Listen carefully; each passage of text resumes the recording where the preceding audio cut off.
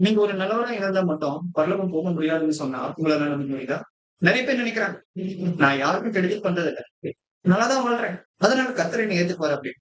ஆனா பைபிள் என்ன சொல்றது? இந்த வீடியோவ ஸ்கிப் பண்ணாம பாருங்க. நம்ம எல்லாருடைய பெரிய பிரச்சனை, நம்ம பண்ற சின்ன சின்ன தவறுகள் கிடையாது. பைபிள் சொல்றபடி அது பாவம். ஒரு வெள்ள பேப்பர தூரத்துல இருந்து பார்த்தா சுத்தமா தான் புரியும். ஆனா அதையே ஒரு பியூர் ஒயிட் பேப்பருக்கு பக்கத்துல வச்சா, அதுல இருக்கிற கரைகள் பளிச்சுன்னு தெரியும். அதே மாதிரி தான் நம்மள மத்தவங்களோட ஒப்பிடும்போது நாம ரொம்ப நல்லவங்களா தெரியலாம். ஆனா கடவுளோட பரிசுத்தத்தை முன்னாடி நம்ம யாருமே கண்டிப்பா பெர்ஃபெக்ட்டும் கிடையாது, நல்லவங்களும் கிடையாது. இதுதான் ரோமர் 3ஆம் அதிகாரம் 23ல சொல்றாங்க. எல்லாரும் பாவம் செய்யறாங்க. எல்லாருமே பாவம் செஞ்சிருக்காங்க. அது யாரா இருந்தாலும் சரி, நீங்களா இருந்தாலும் சரி, நானா இருந்தாலும் சரி, யாரா இருந்தாலும் உடனே நீங்க கேட்கலாம். நான் பண்ற நன்மைகள் என் பாவத்தை மறைக்காதா? அப்படின்னு. ஒரு சின்ன உதாரணம்.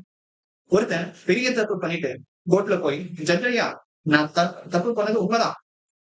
ஆனா நான் பல வருஷமா ஏழைகளுக்கு உதவி செஞ்சுட்டு இருக்கேன் அப்படின்னு சொன்னா, எந்த ஒரு நல்ல ஜட்ஜாவது அந்த தப்ப மன்னிப்பாரா? மாட்டார் இல்லையா?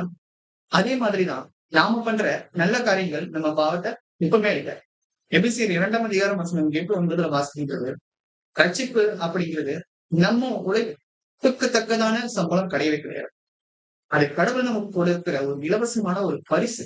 வெளியில நம்ம எவ்வளவு நல்லவங்களா தெரிஞ்சாலும் உள்ளான இருதயம் கண்டிப்பா மாறும். ஒரு நிமிஷம் யோசிச்சு பாருங்க. நம்ம நல்ல காரியங்கள் நம்மளை காப்பாத்துறோம் அப்படின்னா, இயேசு கிறிஸ்து ஏன் சிலுவையில அறையப்படணும்?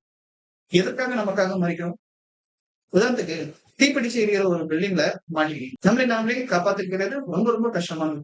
வெளியே இருந்து ஒருத்தர் வந்துதான் நம்மளை காப்பாற்ற முடியும். அந்த மீட்பர் யார்? இயேசு கிறிஸ்து. நம்மளால வாழ முடியாத பரிசுத்தமான வாழ்க்கைய அவர் வாழ்ந்தார். நமக்கு கிடைக்க வேண்டிய தண்டனையை அவர் சிலுவையில் ஏற்றிட்டார்.